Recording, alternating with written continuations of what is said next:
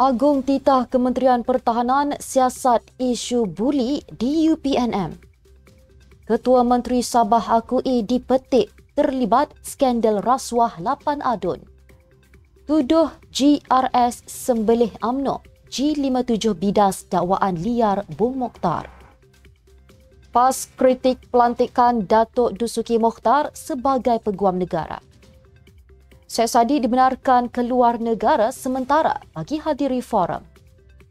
Kerajaan sahkan pelaksanaan penyasaran subsidi RON 95 melalui kad pengenalan.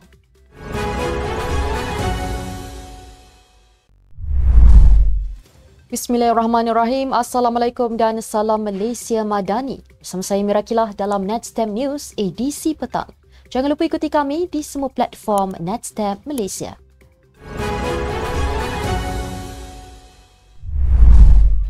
Yang di-Pertuan Agong menitahkan agar Kementerian Pertahanan mengambil serius isu buli yang sekali lagi dilaporkan berlaku di Universiti Pertahanan Nasional Malaysia, UPNM. Menurut Sultan Ibrahim, budaya buli tidak boleh dibiarkan berlarutan kerana ia bukan sahaja menjejaskan kesejahteraan pelajar, malah mencemar reputasi institusi pengajian tinggi di negara ini. Baginda juga akui untuk menyediakan seseorang anggota tentera, latihan yang keras diperlukan namun kekerasan itu bertujuan untuk membina kekentalan mental dan jiwa yang kuat. Baginda juga sifatkan kes buli yang berlaku di UPNM merupakan tindakan yang tidak berperi kemanusiaan. Sebelum ini, seorang kadet UPNM mengalami keretakan pada tulang rusuk dan tulang belakang dalam satu lagi kes buli di universiti itu. Seminggu kemudian, satu lagi kes buli dilaporkan apabila seorang kadet berusia 20 tahun ditekap dadanya dengan setrika panas sehingga melecur. Ketua Menteri Sabah Haji Jin Nur akui namanya didakwa terpalit dalam rakaman audio adun didakwa sedang membincangkan rasuah bernilai ratusan ribu ringgit. Beliau berkata pihaknya tidak berniat untuk berselindung mengenai isu tersebut kepada pihak berkuasa dan bersedia untuk memberi kerjasama kepada SPRM. Mengulas lanjut, Haji Ji sudah maklum berkaitan isu berkenaan dan meminta kerajaan negeri untuk menyiasat pemberi rasuah. Jelasnya pemberi rasuah tersebut tidak mempunyai niat yang baik untuk mendapatkan sesuatu daripada kerajaan. Sabtu lalu, sekurang-kurangnya 8 rakaman video yang melibatkan 8 adun sedang membincangkan rasuah bernilai ratusan ribu ringgit sebagai balasan untuk mendapatkan projek di sebuah negeri telah menjadi kontroversi. Susulan daripada itu, pemberi maklumat yang memiliki video tersebut mendakwa mendapat ugutan bunuh daripada sekumpulan pembunuh upahan dan telah melaporkannya kepada pihak polis. Gerakan Kuasa Rakyat Malaysia G57 membidas dakwaan pengerusi Barisan Nasional Sabah Datuk Seri Bung Mokhtar Radin. Kononnya Gabungan Rakyat Sabah telah mengkhianati UMNO di negeri itu. Pengerusinya Datuk Zulkarnain Mahdar berkata dakwaan itu dijadikan sebagai alasan untuk menolak kerjasama GRS dengan BN dalam menghadapi pilihan raya negeri ke-17 akan datang. Beliau yang berkata dalam satu kenyataan mendakwa Bung cuba memutar belit fakta yang jelas dilihat sebagai satu perbuatan fitnah. Zulkarnain juga mengingatkan kembali Bung Mokhtar mengenai insiden selepas beliau dilantik sebagai Menteri Kerajaan Tempatan dan Perumahan Sabah, namun beberapa jam akhirnya ditukarkan sebagai Menteri Pembangunan Infrastruktur Sabah. Sebelum ini, Sinar Harian melaporkan pengerusi Barisan Nasional Sabah, Datuk Seri Bung Mokhtar Radin tegas dengan pendiriannya untuk menolak bekerjasama semula dengan Gabungan Rakyat Sabah GRS. Beliau yang juga Ketua UMNO Sabah berkata, walaupun kemungkinan untuk BN, Pakatan Harapan Sabah serta GRS bekerjasama bersama, namun beliau berpendirian untuk menolak kerjasama itu. PAS mengkritik pelantikan Ketua Bahagian Perbicaraan dan Rayuan di Jabatan Peguam Negara AGC Datuk Muhammad Dusuki Mokhtar sebagai Peguam Negara yang baru berkuat kuasa. Ketua Penerangan PAS Ahmad Fadli Syari secara sinis menyifatkan Kerajaan Pakatan Harapan memerlukan bakul sampah bersaiz besar bagi digunakan untuk membuang manifesto PH yang pasti dicetak dengan jumlah banyak.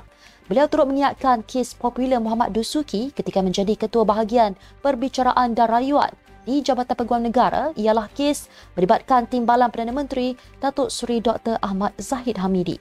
Fadli juga membangkitkan kembali manifesto yang pernah dikeluarkan komponen politik dianggotai PKR, DAP dan Amanah dahulu. Antara manifesto tersebut adalah Peguam Negara akan dilantik dari kalangan ahli parlimen yang berkelayakan dan beliau akan menjadi seorang menteri yang boleh meneruskan peranan sebagai penasihat undang-undang bagi kerajaan. Mengulas lanjut, Fadli menyifatkan pelantikan Peguam Negara ini adalah bertentangan dengan manifesto yang pernah dilaungkan oleh Kerajaan Madani. Mahkamah Rayuan membenarkan permohonan Ahli Parlimen Muar Syed Saddiq Syed Abdul Rahman mendapatkan pasportnya sementara untuk ke Indonesia menghadiri sebuah forum. Hakim Cik Ruzima Ghazali membenarkan permohonan itu hari ini selepas Timbalan Pendakwa Raya Alif Ali memaklumkan Mahkamah bahawa pihak pendakwaan tiada bantahan terhadap permohonan berkenaan. Syed Saddiq memohon pelepasan sementara pasportnya untuk menghadiri sebuah forum di Jakarta mulai esok hingga 18 November ini. Sebelum ini, Mahkamah Rayuan membenarkan pelepasan sementara pasportnya untuk lawatan kerja ke Thailand, Taiwan dan Singapura. Pada November 2023, Syed Saddiq dijatuhkan hukuman penjara 7 tahun dan denda 10 juta ringgit selepas disabitkan bersalah atas tuduhan bersubahat melakukan pecah amanah, salah guna harta dan pengubahan wang haram. Hakim Azhar Abdul Hamid seterusnya menjatuhkan hukuman penjara 3 tahun dan 1 sebatan bagi pertuduhan pecah amanah, manakala hukuman penjara 2 tahun dan 1 sebatan atas kesalahan salah guna harta pemuda bersatu. Kerajaan hari ini mengesahkan kad pengenalan akan menjadi kaedah pilihan bagi pelaksanaan penyasaran subsidi RON 95. Menteri Ekonomi Rafizi Ramli berkata, melalui mekanisme dua harga bagi bahan bakar itu, ia akan berkesan mengawal peningkatan kadar inflasi apabila penyasaran subsidi dilaksanakan. Meskipun pakar ekonomi berpendapat kaedah bayaran balik secara tunai lebih berkesan, Rafizi menjelaskan kerajaan memilih menggunakan kad pengenalan kerana ia lebih berkesan menghadapi inflasi dan tidak membawa kepada kenaikan harga barangan. Katanya, pengapungan harga minyak RON 97 dan pelaksanaan cukai barangan dan perkhidmatan GST oleh kerajaan sebelum ini membuktikan inflasi menjadi tidak terkawal dan keadaan itu akhirnya membawa kepada kenaikan harga barang. Rafizi berkata demikian sebagai menjawab pertanyaan yang dibangkitkan Suhaizan Kayat yang meminta penjelasan mengenai mekanisme penggunaan kad pengenalan untuk kelayakan mendapat subsidi RON 95. Suhaizan bagaimanapun berpendapat penggunaan kad pengenalan terdedah kepada masalah seperti kerosakan chip, capaian internet perlahan di kawasan luar bandar, penipuan, tambahan kos dan melambatkan proses pembelian minyak. Mengulas lanjut, Rafizi berkata, Kementerian Ekonomi dan Kementerian Keuangan sedang memperhalusi mekanisme terperinci menggunakan prinsip yang dihuraikannya.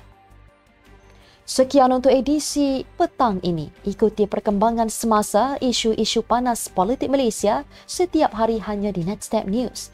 Jangan lupa untuk follow Facebook Nextstep Malaysia dan subscribe YouTube Nextstep TV. Nextstep Malaysia, bersama melangkah dengan yakin. Saya Mira Gila, Assalamualaikum dan salam sejahtera.